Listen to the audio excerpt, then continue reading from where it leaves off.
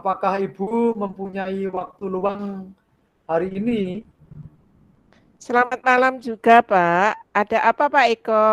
Saya lihat sepertinya Pak Eko kok gelisah ya, tidak bersemangat seperti biasanya.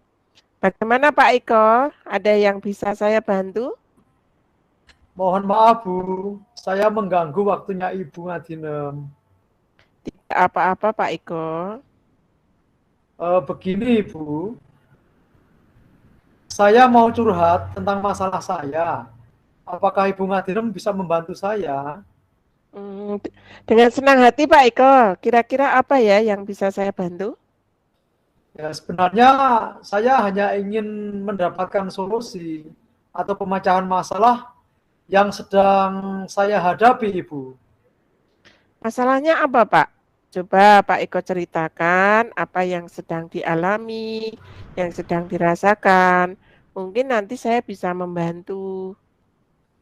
Gini, Bu, beberapa hari yang lalu kepala sekolah saya itu melakukan supervisi di kelas. Ya. Kemudian waktu supervisi itu saya mendapat Hmm. teguran dari kepala sekolah.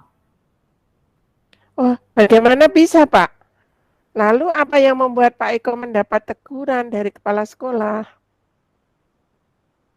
Kalau menurut saya sebenarnya masalahnya tidak serius. Oh, tidak serius ya?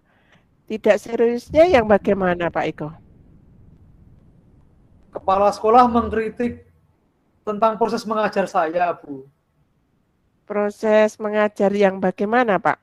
Apakah Bapak tidak bisa mengelola kelas dengan baik? Atau bagaimana kalau boleh tahu Pak Eko sampaikan dikritik di bagian apa? Beliau seperti keberatan waktu saya mengajar karena saya tidak memakai alat peraga, Bu. Hmm, lalu bagaimana tanggapan Pak Eko dengan respon dari kepala sekolah tersebut? Ya, saya sejujurnya menyampaikan kepada beliau kalau selama ini saya mengajar, saya menggunakan berbagai sumber dari YouTube, animasi makromedia flash, buku referensi dari perpustakaan, yang penting mengacu pada kurikulum. Ketika saya sampaikan seperti itu, beliau merasa kurang berkenan atau tersinggung. Oh, jadi masalahnya begitu. Kalau begitu, saya tanya Pak Eko dulu. Selama ini, apa yang Pak Eko lakukan di dalam proses belajar mengajar? Ya, seperti yang saya ceritakan tadi, Bu.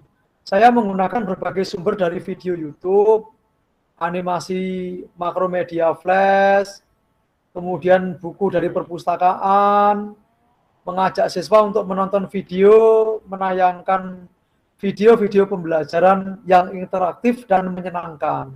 Hmm, mengapa Pak Eko tidak menggunakan alat peraga? Ya, menurut saya alat peraga yang saya gunakan ini ya sudah dari video YouTube tersebut atau Hmm. animasi yang sudah memudahkan siswa. Siswa juga termotivasi, Bu, dan sudah mengacu pada kurikulum. Sebenarnya sudah bagus Pak Eko. Lalu bagaimana hasilnya saat Pak Eko mengajar menggunakan alat peraga dari video YouTube, animasi tersebut? Seperti yang kita ketahui karakter siswa kan berbeda-beda Pak Eko. Dan belajarnya pun juga berbeda-beda. Betul juga sih, Bu.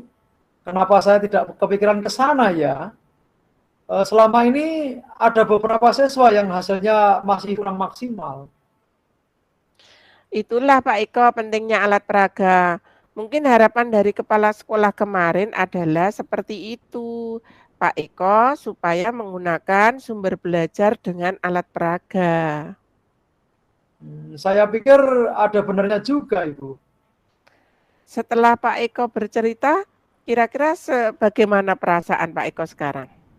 Ya, sekarang sih saya sudah lega, Bu. Terima kasih. Dari apa yang sudah Pak Eko sampaikan, apa rencana Pak Eko ke depannya? Ya, saya akan berniat menemui beliau untuk membicarakan hal ini, mungkin beliau akan memberikan solusi. Lalu apakah ada hal lain yang akan dilakukan Pak Eko? Ya, saya juga akan menemui kepala sekolah dan saya akan meminta maaf kepada beliau. Kemudian terkait proses belajar, ke depannya saya juga akan menggunakan alat peraga dan meminta saran kepada kepala sekolah bagaimana menjalankan proses belajar mengajar yang baik. Lalu bagaimana dengan proses belajar mengajar Pak Eko selanjutnya? Setelah ini saya akan memakai alat peraga untuk sumber belajar, walaupun nanti sumber belajar video YouTube, animasi yang kemarin akan saya terapkan juga karena siswa sudah merasa nyaman dengan cara tersebut. Langkah Pak Eko yang ambil itu sudah tepat loh. Tepat sekali. Saya setuju dengan ide dari Pak Eko itu. Ya, syukurlah sekarang saya merasa lega, Bu. Karena jujur ya saya takut mengambil langkah ini dalam penyelesaian masalah ini. Apalagi sudah berurusan dengan atasan kita, agak khawatir ya, takutnya salah langkah gitu, Bu. Ya, syukurlah kalau Pak Eko juga sudah merasa lega. Lalu dari yang sudah Pak Eko rencanakan tadi, kira-kira komitmen apa yang akan Pak Eko lakukan untuk menjalankan rencana itu? Untuk hal itu dalam proses belajar mengajar, saya akan mengacu pada kurikulum, kemudian mematuhi aturan-aturan yang ada, termasuk aturan dari kepala sekolah tentang menggunakan atau penggunaan alat peraga. Lalu dukungan apa yang dibutuhkan Pak Eko untuk melakukan komitmen tersebut? Ya itu sih juga masih dalam pikiran. Mungkin saya akan mencoba berkomunikasi dengan teman guru serumpun mata pelajaran dengan saya. Ya, jadi kami bisa bersama-sama nanti saling berbagi dan saling mengingatkan. Itu ide yang bagus sekali Pak Eko. Semoga dapat segera terselesaikan. Dan Pak Eko dapat bekerja dengan suasana hati yang tenang, tanpa dihantui rasa tidak nyaman. Amin. Terima kasih banyak Ibu untuk waktunya mendengar keluh kesah saya. Sekarang saya merasa sedikit lega. Semoga kita nanti menjadi guru-guru yang bisa memberikan teladan yang baik untuk siswa kita. Amin, amin. Sama-sama Pak Eko. Ya maaf Ibu, kebetulan saya ada janji dengan siswa. Mereka akan mengumpulkan PR. Saya pamit ke ruangan saya ya Bu. Ya Pak Eko, silakan. Ya terima kasih. Salam sehat dan bahagia Ibu.